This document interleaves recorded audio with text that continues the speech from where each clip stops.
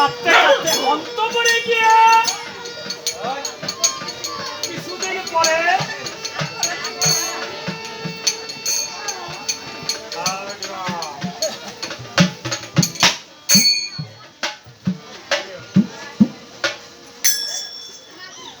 ভরতবাবুর সত্যগুণ মহামুনি বশিষ্ঠের পরামর্শ ডেকে বলছে, বাবা ভরত, যে জন চলে যায় তার প্রতি কান্না করলে তো আর ফিরে পাওয়া যায় না।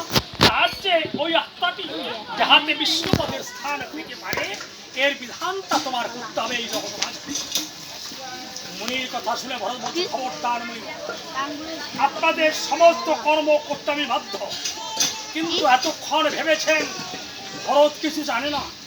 আপনাদের কৃপায় এই হতভাগা ভরতের অজানা জগতে কিছু নেই। আমি জানি শ্রাদ্ধাদি তর্পণের অধিকার একমাত্র জ্যেষ্ঠ পুত্র।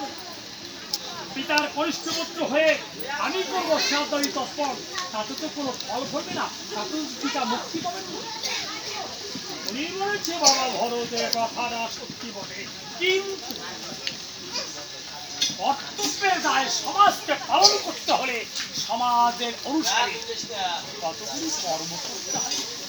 আরাম চলে গেছে তত বছর, এই তত বছর এই সমাজকে তুমি কি দিয়ে সান্ত্বনা দিয়ে আসবে?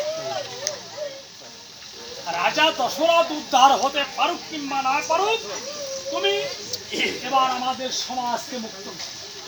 সমাজ থেকে এমন চাপ আসলেন, ভরতার কি করবে?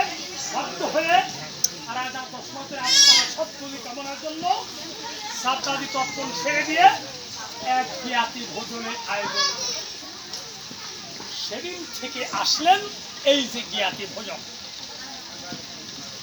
তবে সুবিজন রাজা দশরথ ইহ জগৎ থেকে দেহ রেখে চলে গেছেন।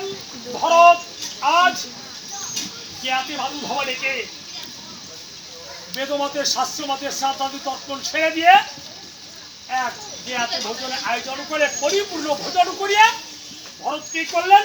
ওই ভোজনন্তে অযোধ্যায় যত রত্ন ধন ছিল, দ্বিজ দুষী কাঙ্গাল সবাইকে দান করতে শুরু করলেন।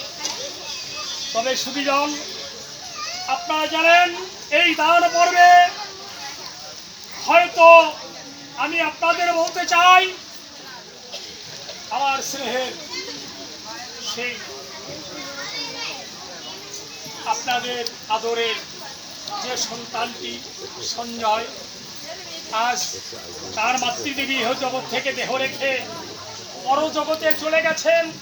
তার মায়ের সেই বিধত্তা সদ্গতি কামনার জন্য আজকে আতিবান্ধব স্মরণ করেছে। কেন? মনে মনে করেছে বিবেচনা, আমার একার ডাক হয়তো তার খুলে পৌঁছাতে নাও পারে। তাই আমার জ্ঞাতি অন্ধ যারা আছে সবাইকে নিয়ে যদি তার পথে আত্মসমর্পণ করে